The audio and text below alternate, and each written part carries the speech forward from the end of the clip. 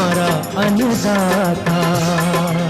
पग पग पर है संग तुम्हारे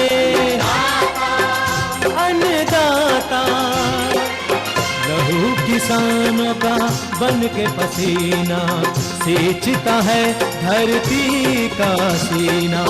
मेहनत का तेरी हक दिलवाने, नई तकनीक नई खोज बताने। पशुधन को गुणवान बनाना, पौध सुरक्षा को सिखलाना, खेती के सब गुर समझाने, भारत का सरताज बनाने।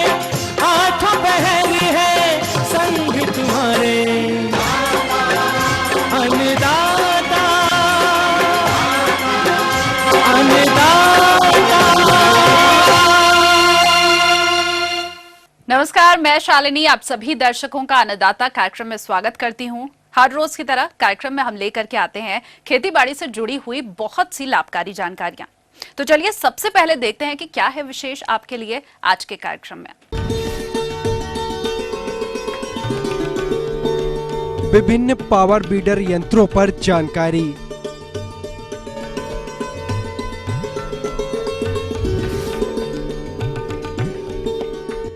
सोयाबीन की उन्नतशील किस्में एवं वैज्ञानिक बुवाई तकनीक।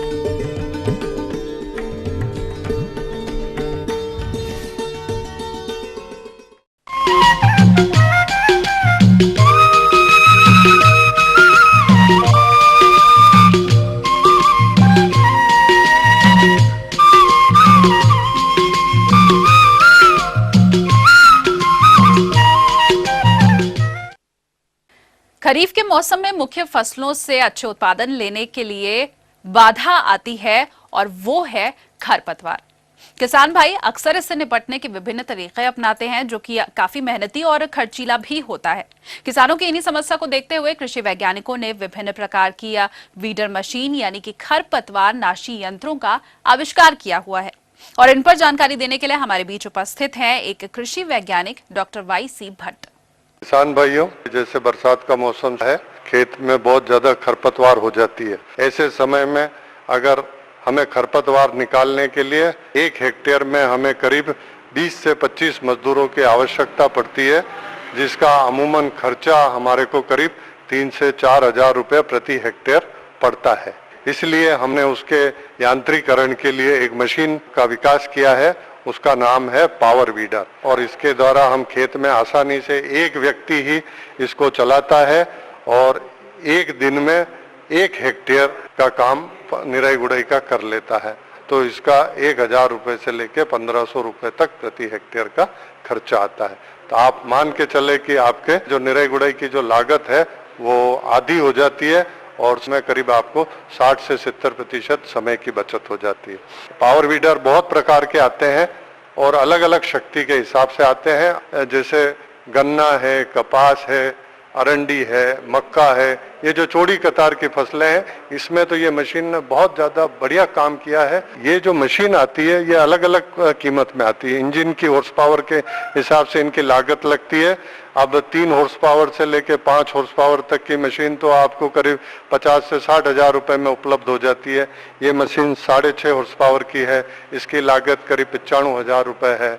और जो मशीन डीजल इंजन के साथ आती है 8 हॉर्स पावर की और 10 हॉर्स पावर की, उन मशीन की लागत करीब 1 लाख से लेके 1,15,000 रुपए तक इनकी लागत आती है। कृषि विभाग से इस इक्विपमेंट के ऊपर जो अनुदान सहायता मिलती है वो साधारणतया 25,000 रुपए से लेके 30,000 रुपए तक की अनुदान मिलता है। इसलिए किसान भाइयों से अपील करते हैं कि आप सब लोग ऐसी पावर वीडर टाइप की मशीन का अपने निराई गुड़ाई के लिए उपयोग करें।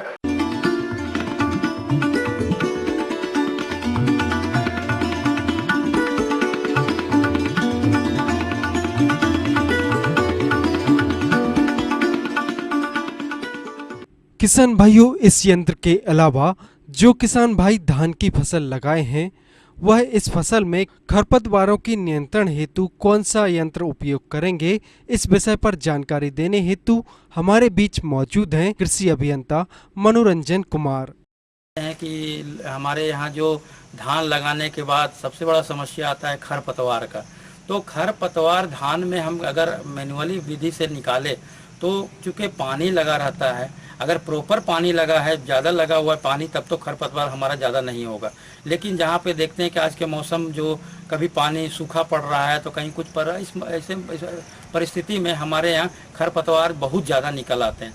तो उसके लिए अगर हम जो पुरानी विधि है खुरपी से अगर करें, और बहुत समय लगता है, जिससे करीब 1 हेक्टेयर में 57 जो हमारा लेबर श्रम को यूज़ करना पड़ता है।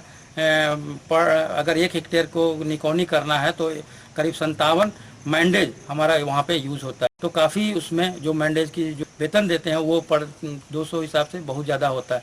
इसलिए हम अभी हमारे जो यहाँ जो आधुनिकतम मशीन आया है, लो लैंड राइस पावर वीडर आया है, जो जिसपे कि एक इंजन लगा हुआ है, चाइनीज़ इंजन लगा हुआ है उस पर, और वो करीब 18 से 20 सेंटीमीटर तक उसका चौड़ाई है, और वो कतार में आराम से चला जाता है, और उससे हम लोग निकौनी करते हैं। उसमें हम लोगों ने जैसा कि देखा कि धान की खेत में 2 तरह की समस्या, एक तो खरपतवार है, दूसरा अच्छा प्रभाव है इस पर, चूँकि कुछ धान की पौधे बड़ी पत्ती हो जाती है तो उससे नुकसान होती है, नहीं तो ये निकौनी के लिए बड़ी उत्तम है और लोगों ने इसे अपना रहा है। इसकी मूल्य लगभग 3 से 3-3.5 हज़ार के आसपास है, और ये कभी कारगर है। एक ही श्रमिक इसको चलाते हैं और बहुत ही कंफर्टेबल ढंग से चलाते हैं। बीच में इंजन रहता है और 2 कतार में साथ में ये निकौनी करते चला जाता है। तो इसमें करीब 15 से 1 महीने तक का ही पौधा को हम लोगों ने निकौनी कर सकते हैं। उसके बाद तो फिर पौधा चूँकि बड़ा हो जाता है तो फिर घास आने की संभावना उतनी ज़्यादा नहीं रहती है, खरपतवार आने की संभावना नहीं रहती है।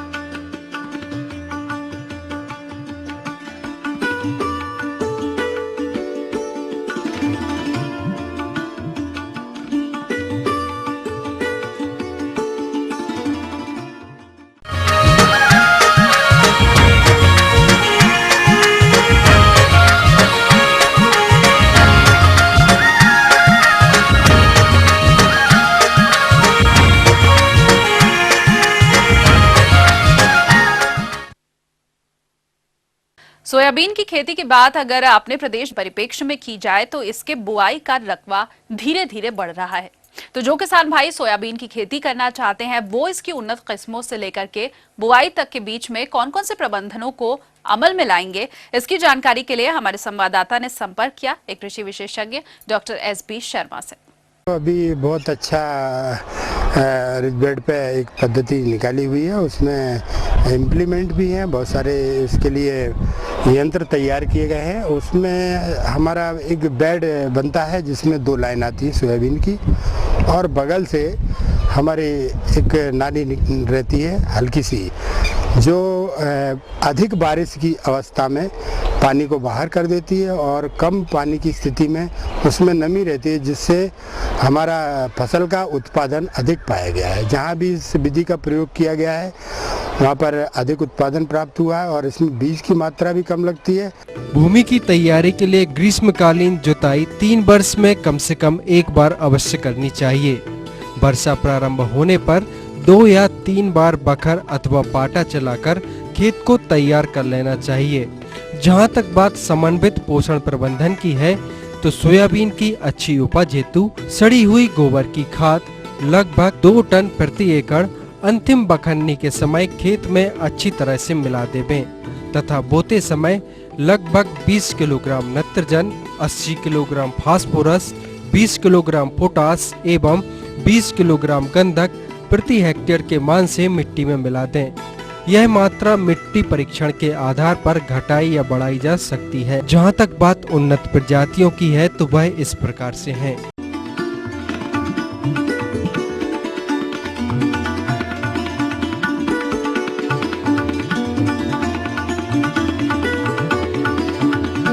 बीज को थायरम या कैप्टान 2 ग्राम, कार्बनडेजिम या थायोफिनेट मिथाइल 1 ग्राम के मिश्रण में प्रति किलोग्राम बीज की दर से उपचारित करना चाहिए अथवा ट्राइकोडर्मा 4 ग्राम प्रति किलोग्राम बीज की दर से उपचारित कर ही बोना चाहिए। रिजबेड पद्धति है जो है वो कई तरह से हमको लाभदायक है। उसमें तो एक निश्चित दूरी पे सोयाबीन गिरता है और 2 लाइन बनती है बेड पे उठाव लेके, तो उससे क्या है पानी भरने की स्थिति और अधिक बारिश होने की स्थिति में फसल सुरक्षा रहती है।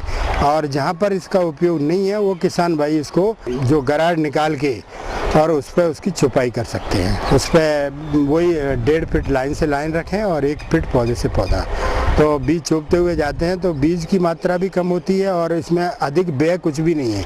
जो किसान भाई हमारे सामान्य रूप से सोयाबीन लगा रहे हैं और आज जो बीज की कीमत है उससे हम मजदूर लगा के छुपाई भी करा सकते हैं। किसान भाइयों, रिज बेड पद्धति है जो है वो कई तरह से हमको लाभदायक है। एक तो बगल से हमारी एक नाली रहती है हल्की सी, जो अधिक बारिश की अवस्था में पानी को बाहर कर देती है और कम पानी की स्थिति में उसमें नमी रहती है, जिससे हमारा फसल का उत्पादन अधिक पाया गया है और इसमें बीज की मात्रा भी कम लगती है और साथ साथ जो हमारा बीज की क्वालिटी और उत्पादन दोनों अच्छे प्राप्त हुए हैं। और यदि हमारी वर्षा की स्थिति अनियमित और अधिक कम होती है, दोनों ही स्थिति में इस विधि से लाभ है। आज की इस नई विधि को किसान भाइयों को अपनाना चाहिए तो अधिक से अधिक उत्पादन प्राप्त कर सकते। तो ये थी कुछ उपयोगी जानकारियां। अब लेते हैं एक छोटा सा ब्रेक, जल्द हाजिर होंगे और कार्यक्रम में आगे देंगे आपको बहुत सी महत्वपूर्ण जानकारियां।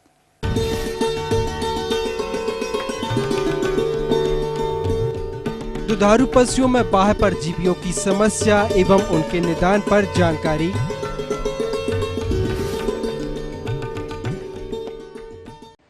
बीबीसी, दुनिया को है जिस पर भरोसा। ग्लोबल इंडिया जोड़े आपको पूरी दुनिया से आपकी अपनी भाषा में। ईटीवी के दर्शकों के लिए बीबीसी के मंजे हुए रिपोर्टर ग्लोब के हर सिरे से लाएंगे जिंदगी का सच। स्क्रीन पर उभरेगी बनते बदलते भारत की पूरी तस्वीर। संसार भर के सारे समाचार मैं नेहा भटनागर लेकर आऊंगी। बीबीसी ग्लोबल इंडिया, महसूस करें खबरों की धड़कन।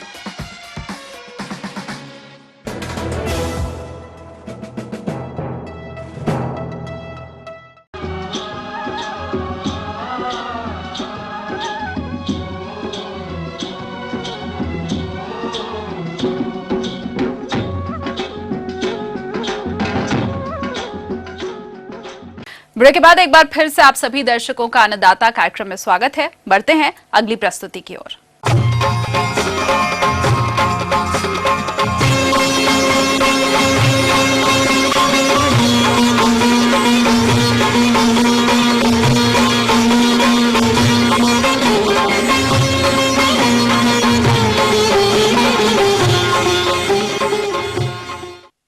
डेयरी व्यवसाय एक लाभकारी कृषि व्यवसाय है, परंतु इसमें अन्य व्यवसायों की भांति कुछ समस्याएं पशुपालकों के सामने आती रहती हैं। इन्हीं समस्याओं में से एक है पशुओं के अंतर और बाह्य परिजीवी प्रकोप, जिसके कारण दुग्ध उत्पादन पर विपरीत असर पड़ता है। हमारे बीच एक पशुपालक भाई मौजूद हैं जिनके पशु में कुछ ऐसी ही समस्या देखी जा रही है। तो आइए मिलते हैं उन्हीं से। मेरा पशु का पोसे हुए हैं और उसके बाद इसको अठैला हो गया है, पूरे शरीर में फैल जाता है। फैल करके उसके बाद गाय खाना भी कम खाने लगता है और पूरे शरीर एकदम उसका ये हो जाता है फुसरी फुसरी टाइप का। इसका उपाय बताइए कैसे जा सके। किसान भाइयों, इस प्रकार की समस्या का निदान आप किस तरह से करेंगे, इसकी जानकारी दे रहे हैं जिला कटिहार के एक विषय विशेषज्ञ डॉक्टर प्रेमचंद्र। धन्यवाद राम कुमार जी, आपका सवाल हमें ईटीवी के माध्यम से मिला। आपने ये सवाल किया है, आपकी जो गाय पाल रहे हैं उन सभी गायों में अठेला, यानी जिसको हम देहाती भाषा में अठेला कहते हैं, पर हम लोग टिक्स एंड माइट्स इसके कहते हैं कि अभी जो बरसात का समय है इस समय में ही इसका प्रकोप ज़्यादा होता है। ये बहुत तरह की बीमारियां पैदा करती है, जैसे आपके गायों के शरीर में ये चिपक करके ब्लड सक करता है, यानी खून चूसता है, और आपके गायों के शरीर में ब्लड के माध्यम से, खून के माध्यम से पैरासाइट को छोड़ता है, जिससे आपके गायों में बहुत तरह के बीमारियां हो सकती है। आपकी गायें कमज़ोर हो सकती हैं, आपकी गायों में दूध उत्पादन क्षमता कम हो सकता है, गायें खाना कम खा सकती है, बीमार रह सकती है, गायों के शरीर का टेम्परेचर बढ़ सकता है, इत्यादि बहुत सारी संभावनाएं हैं। अतः किसान बंधु, इस तरह से अगर आप सावधानियां नहीं बरतेंगे तो आपकी गायों में बहुत सारी बीमारियां होकर के अंततः आपको बहुत सारी आर्थिक क्षति हो सकती है। किसान बंधु, सर्वप्रथम आपको बताना चाहेंगे कि इस तरह की बीमारी यानी कि आपके गायों में या गायों के बच्चे के शरीर पर अगर इस तरह का कोई प्रकोप टिक्स और माइट्स का होता है तो इसके लिए कुछ सावधानियां बरतें। जैसे आप अपने रहने वाले गायों का जहां स्थान है वैसे स्थानों को साफ सुथरा रखें। अगर आपके गायों के शरीर पर इस तरह का कोई भी परजीवी, इसको एक्सटर्नल पैरासाइट कहते हैं, अगर ये परजीवी पाया जाता है, टिक्स हो या माइट्स हो, तो ऐसे परजीवी को आप कोशिश करें निकाल देने के लिए। और उसका तरीका है कि अगर आपके गाँव में बड़े बड़े परजीवी जो दिखता है उसे एक बर्तन में केरोसिन तेल लेकर के उसे वहाँ से पकड़ के और उस केरोसिन तेल में आप डालते जाएं, जिससे वो मर जाएगा। दूसरी विधि ये है कि जितने भी पैरासाइट अगर आप निकाल सकते हैं तो निकाल करके और उसे एक स्थान पर करके उसे आग से जला दें, जैसा कि अभी आपको बताया गया। दूसरी विधि ये है किसान बंधु, एक दवाई आती है साइपरमेथ्रिन या डेल्टामेथ्रिन। इसका 5 से 7% या 10% सॉल्यूशन मार्केट में अवेलेबल है। इसे आप 4 से 5 ml प्रति लीटर पानी के हिसाब से मिला करके शरीर पर लगा दें। ध्यान रहे किसान बंधु, ऐसी स्थिति में आपकी गाय उस लगाए हुए शरीर को चाटे नहीं, क्योंकि ये विषैला होता है, आपकी गायों को नुकसान हो सकता है। अतः सावधानी बरतते हुए आप अपने गायों को ये दवाई का प्रयोग करें और 2 घंटा छोड़ने के बाद आप उसे अच्छी तरह से स्नान करा दें। अगर सप्ताह में 2 बार इस दवाई का प्रयोग किया जाए तो पूरी तरह से इस पैरासाइट से निजात मिल सकता है। इसके लिए आप किसान बंधु 2-3 बातों का ध्यान रखेंगे तो आप इससे भी बच सकते हैं, क्योंकि ये बीमारी कहा भी जाता है prevention is better than cure. क्योंकि अगर आप बचेंगे तो आपको आर्थिक क्षति से भी बचाया जा सकता है, क्योंकि जो गायें आप पाल रहे हैं ये हाइब्रिड नस्ल की गायें होती है। इनमें इस तरह के पैरासाइट का प्रकोप बहुत ज़्यादा पाया जाता है, क्योंकि आपकी गाय एक जगह बंधी रहती है। अगर एक गायों में ये प्रकोप होगा यानी टिक्स और पैरासाइट का प्रकोप होगा तो वो आसपास की जितनी भी गायें हैं सभी गायों में ऐसा हो सकता है। अतः अगर दवाई का प्रयोग करते हैं तो आप सभी गायों में एक साथ इस दवाई का प्रयोग करें, ताकि आपकी गायों में इस तरह का पैरासाइट एक साथ नष्ट हो जाए और एक दूसरे से किसी में पनप ना पाए।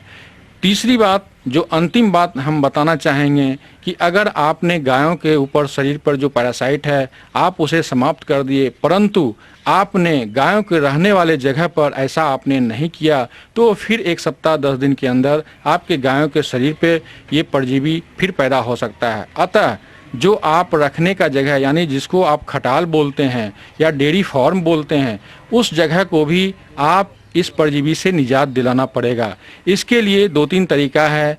आप कुछ सर्टेन दवाइयाँ छिड़काव कर सकते हैं, या हीट ट्रीटमेंट बोलते हैं एक विधि है, जिससे भी इस परजीवी को मार सकते हैं। सर्टेन दवाइयाँ जैसे कि आप गैमेक्सिन पाउडर, ब्लीचिंग पाउडर या फिर समय समय पर फिनाइल से सफाई करते रहें, ताकि इस तरह का परजीवी ना दिखे और जो जानवर आपका स्वस्थ है, जो जानवर में इस तरह का पैरासाइट नहीं है, वैसे जानवरों में ऐसा पैरासाइट फिर से पनप नहीं पाए, जिससे कि आपका जानवर ना तो बीमार हो ना फिर अस्वस्थ हो, दूध उत्पादन क्षमता घटे नहीं और आपका जानवर सही सलामत रहे। अतः किसान बंधु कुछ सावधानियां बरतेंगे तो आपका डेयरी सही रहेगा, आपका जानवर सही रहेगा और आपका आर्थिक और मानसिक क्षति से आप बच सकते हैं।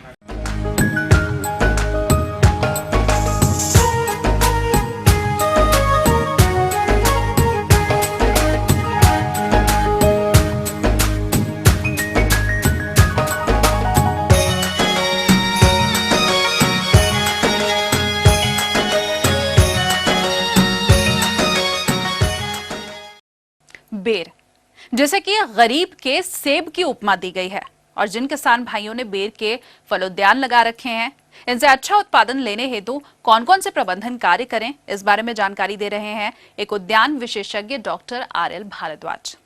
बेर एक बहुत ही महत्वपूर्ण फसल है जो राजस्थान की जलवायु और मृदा में बहुत आसानी से पनपती है।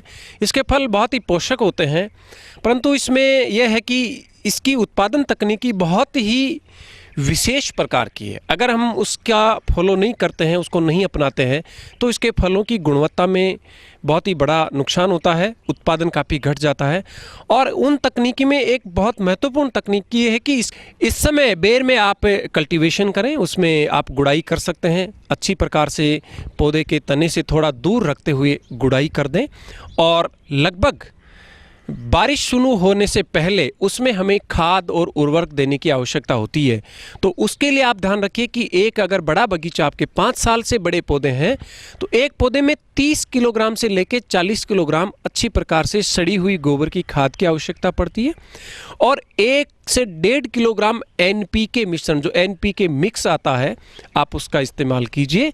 और साथ साथ में 1 किलोग्राम नीम की खड़, इनको मिक्स करके पौधे के तने से लगभग 2 फीट की दूरी छोड़कर 2 से शुरू करके 5.5 फीट की चौड़ाई में एक थावला बनाएं। उसमें अच्छी प्रकार से गुड़ाई करके ये जो मिश्रण है खाद का, वो जून माह में 15 जून के बाद में आप उसमें डाल दीजिए और उसके बाद में फसल में पानी दे दीजिए। और जल जाएंगे तो उसमें फ्लोरिंग की क्रिया नहीं होगी, इसलिए उत्पादन पे विपरीत प्रभाव पड़ता है। इसलिए पहला पानी खाद देने के 2-3 दिन बाद में आप जून 15 के बाद में देंगे। इसके बाद में किसान भाइयों ध्यान रखिए, अगस्त सितंबर माह में इसमें पुष्पन की क्रिया होती है। पुष्पन की क्रिया के समय बेर में कम से कम पानी की जरूरत पड़ती है। बेर जो है शुष्क अवस्थाओं का, शुष्क जलवायु का पौधा है, इसमें बहुत ज़्यादा पानी नहीं दे। और विशेष रूप से अगस्त और सितंबर माह में आप ध्यान रखिए कि इसमें ज़्यादा पानी नहीं जाए। ज़्यादा पानी जाने से इसके फूल झड़ जाते हैं, जो पिछले 3-4 साल में राजस्थान में विशेष दिक्कत देखी जा रही है कि अधिकांश पुष्प झड़ जाते हैं। इसमें बहुत सारे क्लाइमेटिक फैक्टर भी हैं, पर यह भी एक कारक है कि हम पानी दे देते हैं तो जिससे फूल झड़ जाते हैं। हल्की सिंचाई करेंगे और उस समय फल मक्खी का प्रकोप होता है। जैसे ही फल जो है आपके मटर के दाने के आकार के होते हैं, उस समय फल मक्खी का प्रकोप हो जाता है, तो वो चीज़ ध्यान रखिए। उस समय डाइमेथोइट का आप स्प्रे कर दीजिए। रोगोर जो दवा है उसको आप डालिए, उसकी 30-35 ml मात्रा प्रति 15 लीटर पानी में घोल के डाल दीजिए। और हो सके तो उस समय उसमें 4 ml प्लेनोफिक्स भी काम में ले लीजिए, क्योंकि ये समस्या बहुत ही प्रबल होती जा रही है बेर में कि फल और फूल जो है बहुत ज़्यादा मात्रा में झड़ जाते हैं। आप इसका ध्यान रखिए। उसके बाद में आप रूटीन में 15 से 20 दिन में आप फसल को इरिगेट कीजिए। और नवंबर-दिसंबर माह में अगर आपको लगे कि पेड़ों की जो है बेर की बढ़वार ठीक नहीं हो रही है, तो उसमें अतिरिक्त मात्रा में नाइट्रोजन उर्वरक और दिया जा सकता है, जिससे कि फसल की बढ़वार अच्छी होगी। और उसके बाद में प्लांट प्रोटेक्शन मेजर में विशेष रूप से इस समय जो पाउडरी मिल्ड्यू की बहुत बड़ी समस्या आती है। जैसे ही सर्दियां आ जाती है उसमें पाउडरी मिल्ड्यू की संभावनाएं बढ़ जाती है। ऐसे में आप सल्फेक्स का स्प्रे कर सकते हैं, केराथिन का उपयोग कर सकते हैं, साथ में ही जो सल्फर डस्ट आती है उसका इस्तेमाल भी आप कर सकते हैं, जिससे कि इस प्रकार की समस्याएं नहीं आए। और फ्रूट फ्लाई का कंट्रोल जो है वो आप फ्लोरिंग के जस्ट बाद में करें। बाद में फरवरी माह में आप जब उनके करैक्टर देखते हैं, सिम्टम देखते हैं, उस समय फ्रूट फ्लाई कंट्रोल होना बहुत ही मुश्किल होता है। तो इस प्रकार से ये कुछ महत्वपूर्ण चीज़ें हैं जो बेर के उत्पादकों को पता होनी चाहिए। और पौध संरक्षण की संपूर्ण क्रियाएं बहुत ही व्यवस्थित ढंग से रखनी है, ताकि बेर से हम अधिक से अधिक उत्पादन प्राप्त कर सकें, ताकि ये बगीचे जो है हमारे लाभकारी रहे। आगे और भी है कुछ रोचक जानकारियां, पर यहाँ पर रुकेंगे एक और कमर्शियल ब्रेक के लिए। जल्द हाजिर होंगे।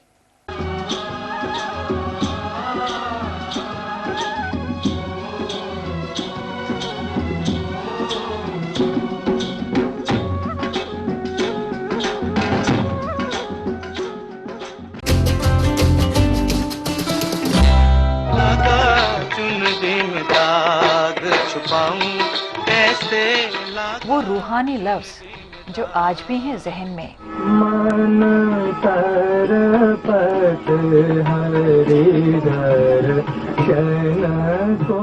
वो खुदाई मौसीकी जो ले आए जन्नत जमी पर। जो भी हो तुम खुदा की कसम लाजवाब हो। वो दिलकश अंदाज जो लौटा लाए गुजरा जमाना। प्यार किया तो डरना क्या, जब प्यार किया तो डरना क्या। देखिए भूले बिसरे गीत।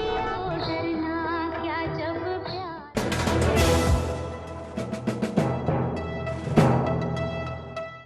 ब्रेक के बाद आप सभी दर्शकों का स्वागत है और चलिए अब रुख करते हैं अगली कड़ी की ओर।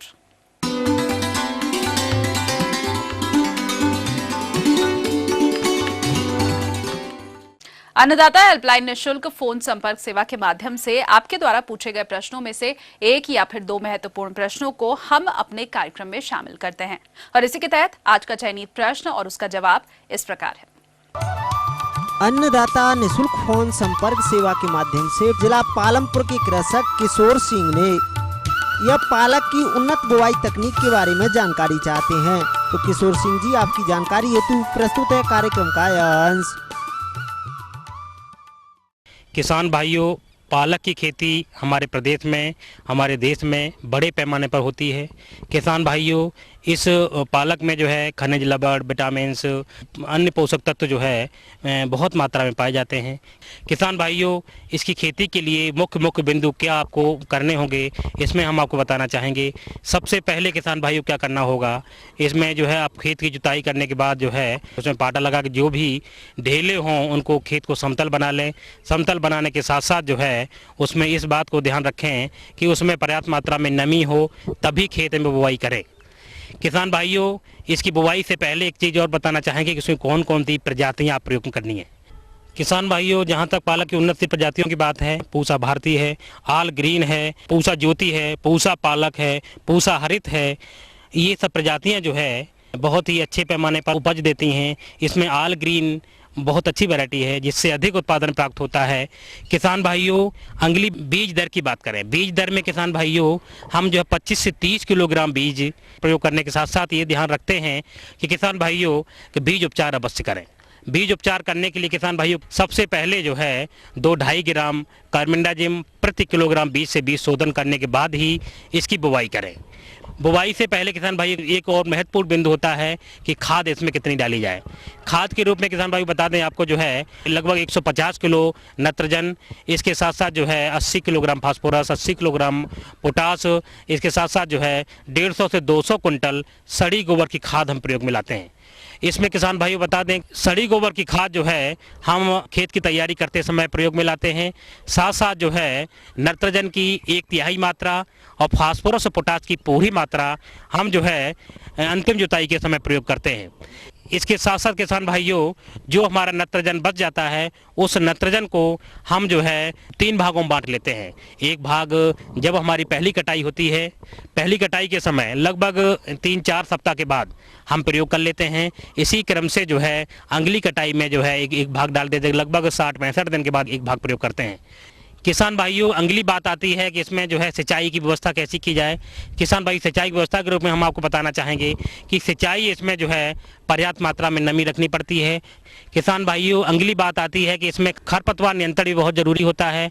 एक होता है चौड़ी पत्ती वाले खरपतवार, दूसरे होते हैं सकरी पत्ती वाले खरपतवार। दोनों ही प्रकार के खरपतवार जो है हमारी फसल को नुकसान पहुँचाते हैं।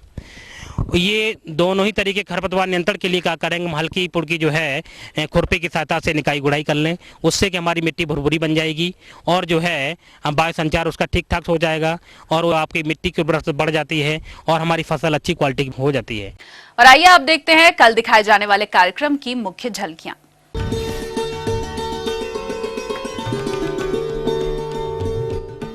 प्याज रोपाई यंत्र पर विस्तृत जानकारी।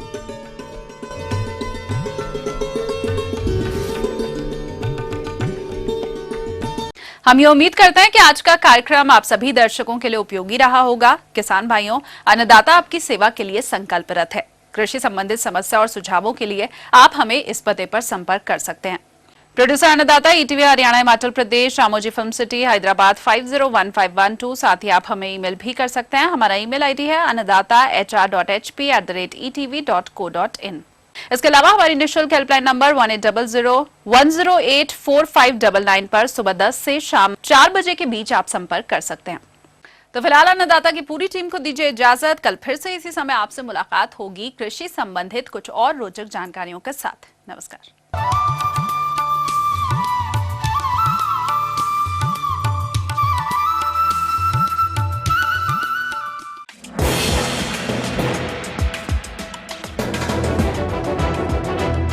आप देख रहे हैं ईटीवी न्यूज़ हरियाणा। हिमाचल प्रदेश, खबर ही जीवन है।